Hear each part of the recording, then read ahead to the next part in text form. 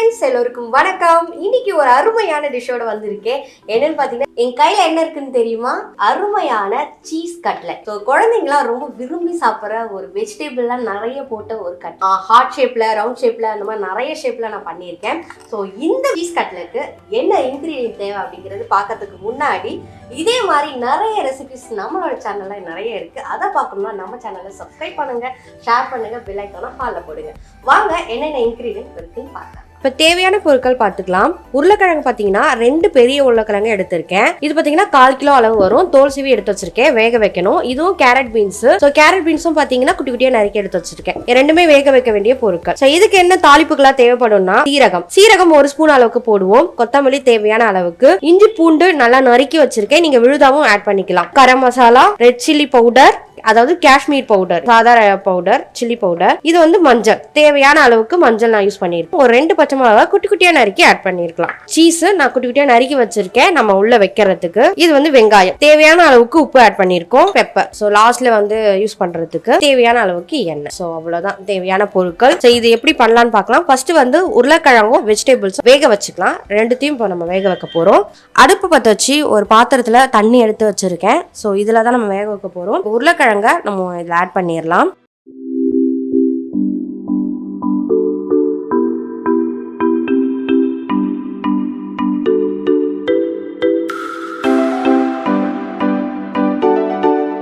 தேவையான அளவுக்கு உப்பு ஆட் பண்ணிக்கலாம். இப்போ ஸோ இது நல்லா மிக்ஸ் பண்ணிக்கலாம்.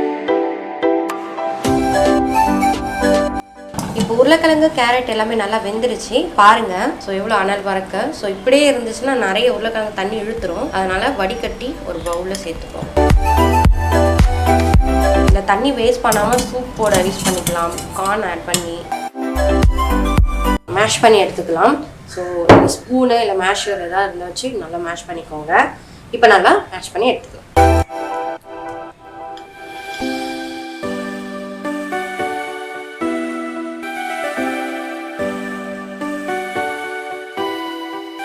உருளைக்கிழங்கு நல்லா மசிச்சாச்சு. ஸோ பாருங்கள், இந்த அளவுக்கு நல்லா மசிச்சு இருக்கணும்.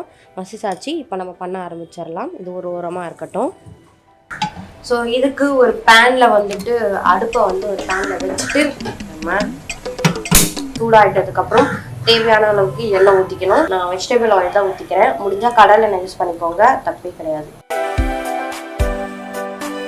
ரொம்ப கம்மியாவே நம்ம எண்ணெய் ஊற்றிக்கலாம். ஏன்னா ரொம்ப எண்ணெய் ஊற்றினா ரொம்ப பிசு பிசுன்னு ஆயிடும், நம்ம செய்யவே முடியாது. ஸோ எண்ணெய் நல்லா காஞ்சி வந்ததுக்கு அப்புறம் சீரகத்தூளும் யூஸ் பண்ணலாம், சீரகமும் யூஸ் பண்ணலாம். நான் வந்து சீரகமா யூஸ் பண்றேன்.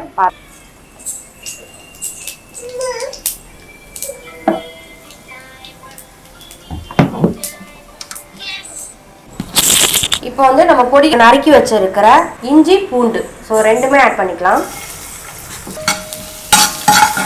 ஸோ இஞ்சி பூண்டு ஸ்மெல் சூப்பராக இருக்கும். குட்டி குட்டியாக நறுக்கி வச்சிருக்க பச்சை மிளகாவை இதில் ஆட் பண்ணிடலாம்.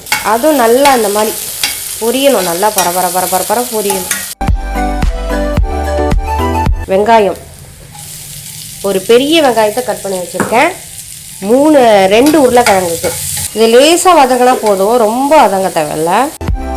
இது கரம் மசாலா 1 ஸ்பூன் ஆட் பண்ணியிருக்கேன். இது red chilli powder 1/2 spoon add பண்ணால் போதும். இது normal chilli powder 1/2 spoon add பண்ணிக்கலாம். மஞ்சள் ஒரு 1/4 ஸ்பூன். இதெல்லாம் நல்லா இந்த எண்ணெயில் வறுபட்டு வரணும். ஸ்மெல்லே சூப்பராக இருக்கும். நம்ம வதக்க அந்த ஸ்மெல்லு நல்லா இருக்கும். நம்ம ஏற்கனவே வந்து உப்பு வந்து அந்த காய்கறிகளில் ஆட் பண்ணியிருக்கோம். ஸோ அதனால் இதுக்கு தேவையான உப்பு மட்டும் லைட்டாக ஒரு பிஞ்ச் அளவுக்கு ஆட் பண்ணிக்கிறோம். ஆட் பண்ணிவிட்டு இதை நல்லா வதக்கி எடுத்துக்கிறோம். இப்போ இது நல்லா வதங்கி வந்துருச்சு. இப்போ நம்ம எடுத்து வச்சுருக்க அந்த உருளைக்கிழங்கு, வெஜிடபிள்ஸ் எல்லாமே ஆட் பண்ணிக்கலாம். நீங்கள் வேணும்னா பச்சை பட்டாணி வேக வச்சு ஆட் பண்ணிக்கோங்க. இதுக்கு தேவையான உப்பு நான் ஆட் பண்ணியிருக்கேன். உங்களுக்கு தேவைன்னா டேஸ்ட் பண்ணி பார்த்துட்டு திருப்பி கூட நீங்கள் எடுத்து யூஸ் பண்ணிக்கலாம்.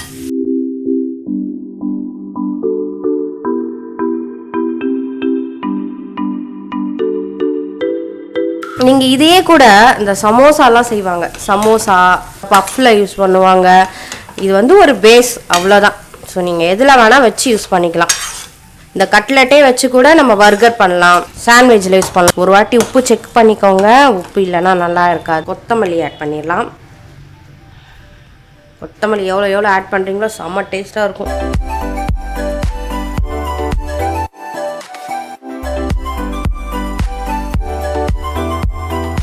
இது வந்து மைதா மாவு. ஸோ 2 ஸ்பூன் அளவுக்கு நம்ம இந்த மாவு எடுத்துக்கலாம். ஸோ இதில் லைட்டாக தண்ணி ஆட் பண்ணிக்கலாம்.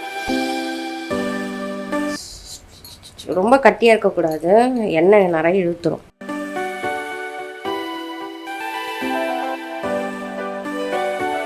லைட்டாக ரொம்ப தின்னாக இருக்கணும், திக்காக இருக்கக்கூடாது, தின்னாக இருக்கணும். கொஞ்சோண்டு பெப்பர், லைட்டாக உப்பு.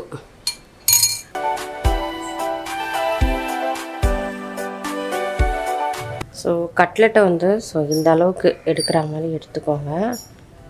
எடுத்துகிட்டு நான் இந்த ஷேப்ஸ் தான் யூஸ் பண்ண போகிறேன். ஸோ 4 ஷேப் இருக்குது. ஸோ இதில் வந்துட்டு சின்னதாக ஒரு ஹோல்ஸ் மாதிரி போட்டுட்டு எடுத்து வச்சுருக்க சீஸ் இதுக்குள்ளே வச்சுட்டு அப்படியே மூடிடுங்க. மூடிட்டு நம்ம இப்போ ஷேப்பர் தானே யூஸ் பண்ண போகிறோம். ஃபஸ்ட்டு ஹார்ட் ஷேப்புக்கே போகலாம். ஸோ இங்கே நடுவில் இருக்கிறது இப்படியே இருந்து ஸோ இதுக்குள்ளே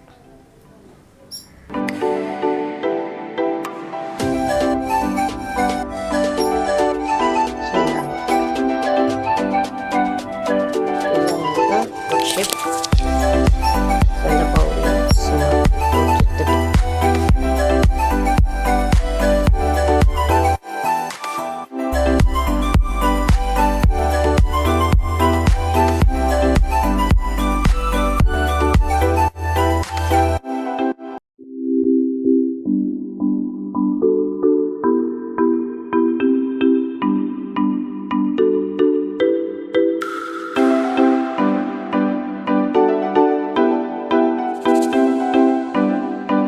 இது வந்து ஹார்டின் ஷேப், இது வந்து ஸ்டார் ரவுண்ட் ஷேப். ஆனால் அதுக்கப்புறம் இந்த பூ மாதிரி இருக்கு பார்த்தீங்களா, அதை பண்ணி பார்ப்போம்.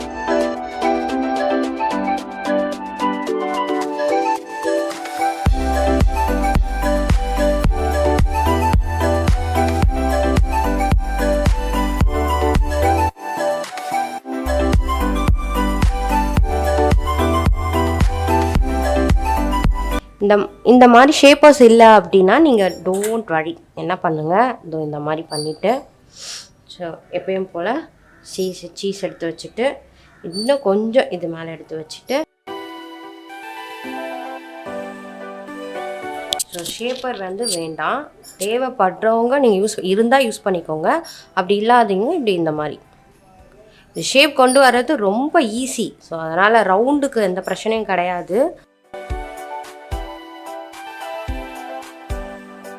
ஸோ நம்ம கட்லெட் நல்லா கோட்டிங் கொடுத்து ரெடி ஆயிடுச்சு. நல்லா நிறைய ஷேப்பில் இருக்குது. ஸோ குழந்தைங்களுக்கு இந்த மாதிரி ஷேப்லாம் கொடுத்தீங்கன்னா நல்லா சாப்பிடுவாங்க. ஆயில் வந்து லைட் சூடில் போட்டுறாதீங்க, நிறைய ஆயில் இழுத்துரும். நல்லா கொதிக்கிற டைமில் டக்குன்னு போட்டு எடுத்துருங்க. இப்போ வாங்க நம்ம ஆயிலில் போட்டு ஃப்ரை பண்ணி கட்லெட்டை சுட சுட சாப்பிடலாம்.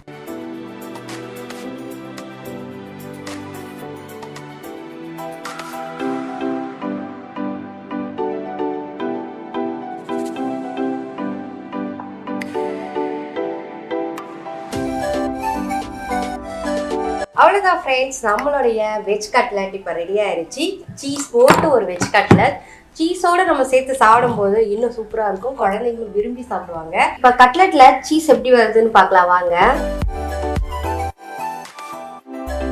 கெச்சப்போட அப்படியே தொட்டு செம்மையாக இருக்கு பாருங்க. கண்டிப்பாக இந்த ஒன்று கேட்க மாட்டாங்க, நிறைய கேட்பாங்க. அந்த அளவுக்கு செம்ம டேஸ்ட்டாக இருக்குது. மொறுன்னு உள்ள சாஃப்டா நல்ல ஒரு சீஸ்னா ரொம்ப பிடிக்கும். இந்த சீஸ் அந்த மொறுப்பு சாஃப்ட் எல்லாம் கலந்த ஒரு சூப்பர் டிஷ் ஸ்நாக்ஸ். ஸோ இந்த டிஷ்ஷை கண்டிப்பாக செஞ்சு பார்த்துட்டு எனக்கு கமெண்ட்டில் வந்து சொல்லுங்கள். பிடிச்சிருந்தா கண்டிப்பாக கமெண்ட்டில் வந்து சொல்லுங்கள். ஸோ இதே மாதிரி நிறைய டிஷ் நம்மளோட சேனலில் இருக்குது. போய் பார்த்துட்டு சப்ஸ்கிரைப் பண்ணுங்கள், ஷேர் பண்ணுங்கள், பெல் ஐக்கானை ஹாலில் போடுங்க. Until then, by.